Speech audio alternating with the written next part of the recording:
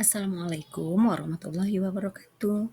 Selamat pagi anak-anak soleh dan soleha semuanya. Bertemu lagi kita dalam video kunjungan literasi budaya Minangkabau, Pot Terpadu Permata Bunda ke Batu Batikam, Batu Basure Kuburajo, Indo Jolitu, Puncak Batu, dan Banda Gadang yang kita laksanakan pada hari Kamis tanggal 26 September 2024. Untuk keberangkatan kali ini, kita masih menggunakan bus pariwisata yang dikendarai oleh Om Riki Panser, si putih atau dari Arki Bus Pariwisata. Untuk keberangkatan kali ini, lokasi pertama yang kita kunjungi adalah Batu Batikam yang terdapat di Jorong Dusun Tuwo, Nagari Limakaum, Kecamatan Limakaum. Sayang, Batu Batikam ini menurut sejarah Minangkabau terjadi akibat adanya kesalahpahaman antara dua orang datuk bersaudara, yaitunya Datuk Katumangguangan dan Datuk Parpatih Nasabatang. Pada suatu ketika di saat rapat, Datuk Katumangguangan dan Datuk Parpatih Nasabatang sedang membahas tentang sistem kehidupan masyarakat di Minangkabau. Karena waktu itu terjadi salah paham dan perdebatan sehingga mereka saling marah atau emosi. Lalu Datuk Parpatih Nasabatang menusukkan kerisnya ke batu sehingga batu ini berlubang, dan hal ini sebagai salah satu tanda bahwa mereka adalah dua orang bersaudara dari satu ibu. Bagaimanapun beratnya permasalahan, kita tidak boleh menganiaya saudara kita. Maka Datuk Parpatih Nasabatang menusukkan kerisnya ke batu sehingga sampai saat ini terdapatlah Batu Batikam. Di Batu Batikam kita menemukan bangunan atau cagar budaya dengan pagar yang terdapat di pinggir jalan. Kemudian ada beberapa batang pohon beringin. Terus anak-anak bunda juga kemarin itu melihat bagaimana Batu Batikam diletakkan di atas batu yang disusun rapi. Selanjutnya kita juga melihat ya sayang, terdapat batu-batu yang disusun menyerupai kursi. Di dalam sejarah Minangkabau, batu itu digunakan sebagai tempat duduk para datuk kita untuk rapat dan memutuskan permasalahan-permasalahan di dalam kehidupan. Terus kita juga menemukan ya nak ya, terdapat ada beberapa kuburan peninggalan datuk-datuk kita terdahulu. Nah, untuk lokasi yang kita kunjungi selanjutnya, yaitu kita meluncur ke lokasi Batu Basure dan Kuburajo yang terdapat di Jorong Kuburajo, Nagari Limakaum. Anak bunda pasti ingat di sana terdapat batu-batu basure, yaitu batu basure maksudnya adalah batu-batu yang ada tulisan masyarakat nenek moyang kita dahulu, di mana tulisan itu dalam bahasa Sanskerta. Kita tidak mengerti ya sayang ya. Di sana juga terdapat tulisan-tulisan yang tertata rapi dan sudah disusun dengan rapi. Masyarakat kita yang menemukan dahulu menganggap itu adalah nisannya Raja Aditya Warman. Nah, selain Batu Basure, di sini juga terdapat beberapa kuburan raja dan keluarga raja di Minangkabau.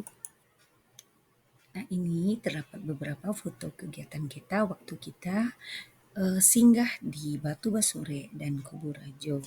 Anak-anak bunda berkeliling kita mengamati batu-batu yang ada tulisannya. Alhamdulillah saat ini sudah dihias dengan lebih baik ya sayang ya. Terus kita juga berjalan di sana melihat pohon beringin besar dengan akar-akarnya, urat-urat beringinnya yang panjang ya sayang ya. Terus kita juga membaca doa di kuburan raja-raja Minangkabau. Terima kasih anak soleh. Kalau ini adalah tempat yang kita kunjungi setelah dari Batu Basure dan Kuburajo. Namanya adalah Gedung Indojulito atau dulu juga pernah disebut dengan Istana Indojulito. Istana Indojulito ini didirikan semenjak zaman Belanda dan sampai saat ini masih kokoh berdiri dengan baik. Saat ini terdapat juga rumah bupati kita atau tempat tinggal bupati di Indojulito ini ya nak ya.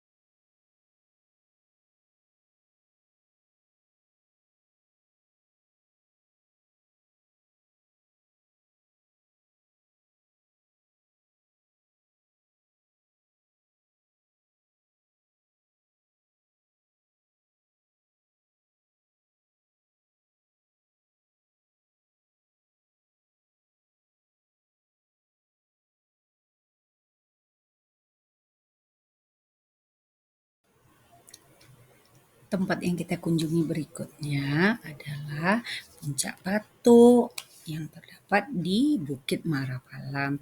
Puncak Batu ini ada di daerah Pato, Kecamatan Lintabu Utara.